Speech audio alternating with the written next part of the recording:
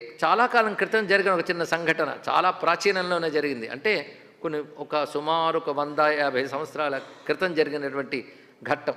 ఒక సన్యాసి తన అనుభవాన్ని రాశారు.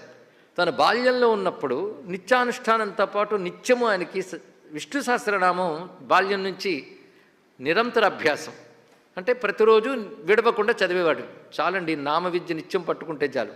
చేయవలసిన నిత్యకృత్యములు తావన్మాత్రంగా చేసి విష్ణు సహస్రనామం పట్టుకుంటే ఇంకేం కావాలి?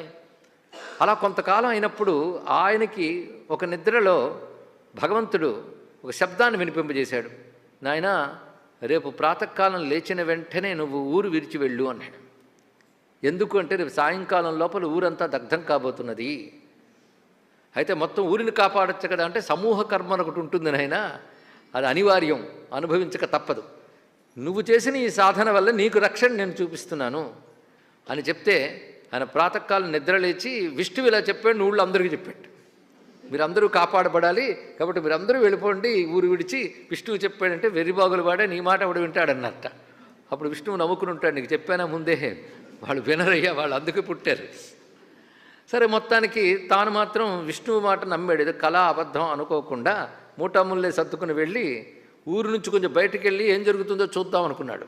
సరే, విష్ణువు చెప్పిన సమయాన్ని ఊరు మొత్తం దగ్ధమవడం కనబడిందట. అంటే ఈ ఘట్టం స్వయంగా యతీశ్వరుడు రాసుకున్నాడు. నా బాల్యంలో ఇది జరిగింది అని ఒక పత్రికలో విడుదలయ్యింది. అది స్వయంగా తన అనుభవంగా. దీన్ని బట్టి ప్రార్థించితే తప్పకుండా విష్ణు సహస్రం అంత శక్తినివ్వగలదు. ప్రకృతిని కూడాను క్షోభరహితంగా చేయగలదు.